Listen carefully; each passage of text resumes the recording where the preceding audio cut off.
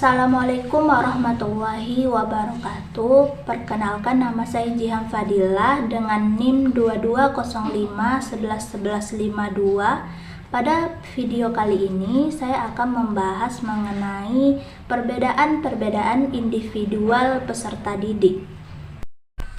Perbedaan individual di antara anak didik merupakan hal yang tidak mungkin dihindari karena hampir tidak ada kesamaan yang dimiliki oleh manusia kecuali perbedaan itu sendiri. Sejauh mana individu berbeda akan mewujudkan kualitas perbedaan mereka atau kombinasi-kombinasi dari berbagai unsur perbedaan tersebut. Nah, menurut Landgren 1980 menyangkut variasi yang terjadi, baik variasi yang aspek fisik maupun psikologis. Jenis-jenis perbedaan individu yang pertama ada perbedaan biologis. Nah, berdasarkan ide-ide pokok tentang tingkah laku manusia tersebut, Freud kemudian membedakan kepribadian menjadi 3 unit mental atau struktur psikis, yaitu id, ego, dan superego. Id merupakan aspek biologis kepribadian karena berisikan unsur-unsur biologis, termasuk di dalamnya dorongan-dorongan dan impuls-impuls instinktif yang lebih dasar. Id merupakan realitas psikis yang sesungguhnya karena hanya merupakan dunia batin atau dunia subjektif. Yang kedua yaitu ego. Ego merupakan aspek psikologis kepribadian karena timbul dari kebutuhan organisme untuk berhubungan secara baik dengan dunia nyata dan menjadi perantara antara kebutuhan instinktif organisme dengan keadaan lingkungan. Yang ketiga ada superego. Superego adalah aspek sosiologis kepribadian karena merupakan wakil nilai-nilai tradisional dan cita-cita masyarakat sebagaimana yang ditafsirkan orang tua kepada anak-anaknya melalui berbagai perintah dan larangan.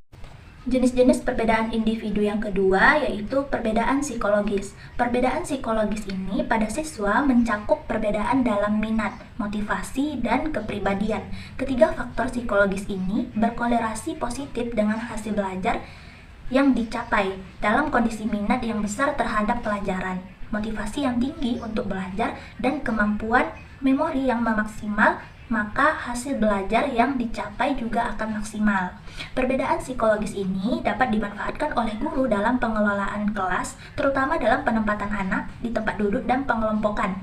Anak yang memiliki minat dan motivasi yang rendah sebaiknya dimasukkan ke dalam kelompok anak yang memiliki minat dan motivasi yang tinggi agar anak yang kurang termotivasi itu menjadi lebih termotivasi.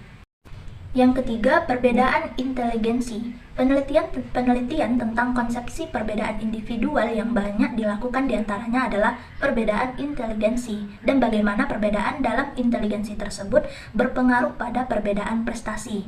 Perbedaan inteligensi ini terutama berkaitan dengan perolehan belajar. Menurut Ackerman dalam Berlin dan Calvi, proses perolehan belajar ini tersusun dari 3 fase yang masing-masing membutuhkan kemampuan intelektual yang berbeda-beda, yaitu fase kognitif, asosiatif, dan otonomi. Yang keempat, perbedaan bakat. Meski istilah bakat dan inteligensi sering digunakan dengan maksud yang sama, namun bakat hanyalah salah satu karakteristik inteligensi. Menurut Bingham, mendefinisikan bakat sebagai sebuah kondisi atau rangkaian karakteristik yang dianggap sebagai gejala kemampuan seorang individu untuk memperoleh melalui latihan sebagian pengetahuan, keterampilan, atau serangkaian respons seperti kemampuan berbahasa, kemampuan musik, dan sebagainya. Pada perbedaan individual pada peserta didik ini, ada penyebab perbedaan pada konsep pertumbuhan dan perkembangan. Yang pertama ada tempo pertumbuhan adalah tidak sama. Urutan atau sequence pertumbuhan tidak bergerak dalam waktu yang konstan. Di samping itu, indikator-indikator tidak muncul dalam saat-saat yang teratur. Ada saat-saat di mana pertumbuhan berlangsung cepat dan ada pula saat-saat di mana pertumbuhan berlangsung lambat. Selama masa bayi dan prasekolah, anak mengalami pertumbuhan pesat dan indikator-indikator kematangan muncul silih berganti secara cepat. Pada masa sesudah prasekolah, pertumbuhan anak menjadi lambat. Ini tidak berarti bahwa perubahan-perubahan penting tidak berlangsung. Yang kedua ada taraf perkembangan. Berbagai aspek pertumbuhan adalah berbeda-beda. Tidak semua aspek pertumbuhan seperti fungsi jasmani, bahasa, kapasitas intelektual berkembang dengan taraf yang sama dan dalam waktu yang sama. Yang ketiga ada masing-masing individu tumbuh menurut caranya sendiri yang unik. Tidak semua individu mengalami pertumbuhan dengan cara yang sama. Ini terbukti bahwa beberapa ada yang tinggi, beberapa yang lain ada yang pendek, beberapa lain ada yang gemuk dan ada juga yang kurus. Ada yang hitam dan ada yang putih. Dari pembahasan tadi dapat kita simpulkan bahwa manusia adalah makhluk yang dapat dipandang dari berbagai sudut pandang.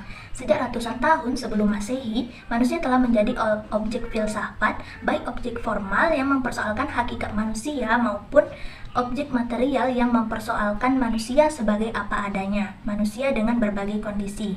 Perbedaan individu diantaranya perbedaan kognitif, perbedaan kecakapan bahasa, perbedaan kecakapan motorik, perbedaan latar belakang, perbedaan bakat, perbedaan kesiapan belajar, perbedaan tingkat pencapaian, perbedaan lingkungan keluarga, latar belakang budaya dan etnis, dan faktor pendidikan.